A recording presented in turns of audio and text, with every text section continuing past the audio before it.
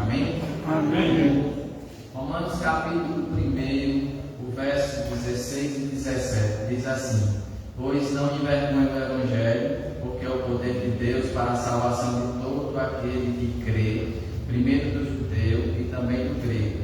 Visto que a justiça de Deus se revela no Evangelho de fé em fé, como está escrito: o justo viverá pela fé. No dia de amanhã, dia 31 de outubro de 2022, nós comemoramos 505 anos da Reforma Protestante. E nós estamos vendo um evento que foi de suma importância para a igreja cristã, a igreja evangélica, ficando ofuscado. Então, aqui eu quero apenas alencar algumas coisas que aconteceu na pré-reforma, reforma e pós-reforma. Não vou pregar, o pregador pastor, apenas eu vou alencar alguns pontos que aconteceram. O quão importante foi a reforma protestante, certo?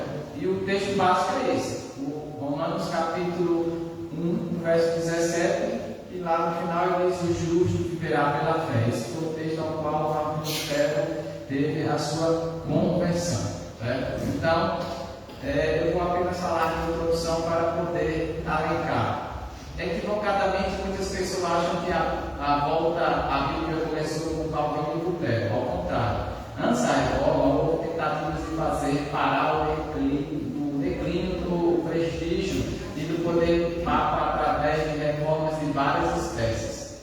O papado corrupto e extravagante, que residia na França e não em Roma, e o cisma que resultou das tentativas de fazer o Papa voltar para Roma,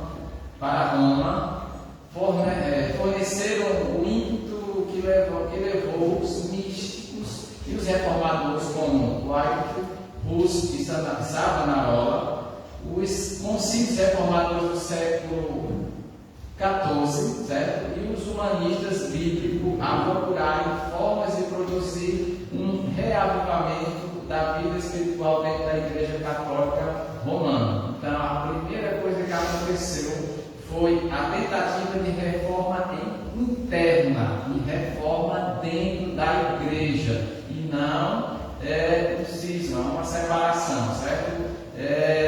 O papado, primeiro foi o papado em declínio, no ano de 1309 a 1479. Dentro desse papado em declínio houve o fracasso do clero, certo? O cativeiro babilônico e o grande cisma, certo? Aí, em segundo lugar, os pré-reformadores, que foi citado hoje de manhã aqui na Escola Bíblica Dominical, John Wycliffe, John Hus e Savonarola, certo? Aí, após isso aí, surge reforma, aí vem as mudanças. Antes dessa reforma, houve algumas coisas que eu citei também aqui no comentário. Algumas mudanças que foram importantes. A primeira mudança foi a mudança política, certo? Veja o quão foi importante essa reforma, a mudança política. Segundo, mudanças econômicas. Terceiro, mudança intelectual. E quarto, moral. E por último, religiosa. Daí, por fim, vem Martim Lutero como a reforma luterana, em 1483 a 1546. Algumas dessas questões foram citadas aqui, que foram as indulgências, certo? Essas indulgências plenárias a toda a cristandade. As condições ordinárias de receber os sacramentos apresentavam-se de uma oferta pecuniária como contribuição para a grande obra, certo? Por último vem tradução, aí vem a tradução da Bíblia, isso em Gutenberg. Lutero traduz o Novo Testamento em 10 semanas, certo? E 10 anos depois o Antigo Testamento. Aí vem agora o segundo movimento da reforma, que começa na Suíça, agora é a pós-reforma, com o Ulrico Zwinglio, certo? Isso aconteceu por volta aí de 1484, após em João Calvino, de 1509 a 1564. Pós isso aí vem aquilo que o pastor falou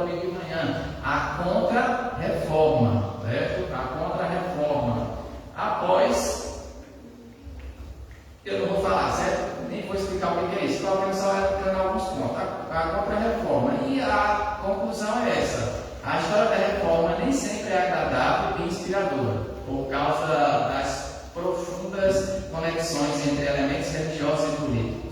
Esse período foi marcado por muita violência em nome da fé, porque a religião é uma coisa muito importante para as pessoas. As paixões que desperta podem se tornar terrivelmente destrutivas. Os erros cometidos nessa área por diferentes grupos do século XVI e XVII nos servem de advertência e de estímulo para a prática da caridade cristã e da tolerância, conforme o exemplo de Cristo. Podemos, sem abrir mão de nossas convicções, respeitar os que pensam diferente de nós. Então aqui é apenas alguns pontos que eu quis alinhar. Por quê? Porque, como eu disse, como isso é uma importância para a igreja, e esse evento não pode se passar em branco. Nós estamos comemorando no dia de amanhã 505 anos da Reforma Protestante. Isso é fundamental para nós cristãos. E que Deus continue a ter misericórdia de cada um de nós, a nos usar como instrumento de suas mãos, a levantar vários outros Zwinglio, Calvinos, Luteros, nos nossos dias atuais, para que esse evangelho continue sendo pregado, seja levado e quebre essas barreiras que muitas vezes são levantadas. Amém? Amém. Nesse instante eu quero convidar os amados irmãos a abrir as nossas Bíblias na leitura de Hebreus, capítulo 4, o verso 14 ao 16. Hebreus, a carta aos Hebreus, no capítulo 4, os versos do 14 ao 16. Eu vou ler, os irmãos acompanharão as suas Bíblias. Hebreus, capítulo 4, os versos do 14 ao 16, que diz assim a palavra do nosso Deus: tendo, pois, a Jesus, o Filho de Deus, como grande sumo sacerdote que penetrou os céus, conservemos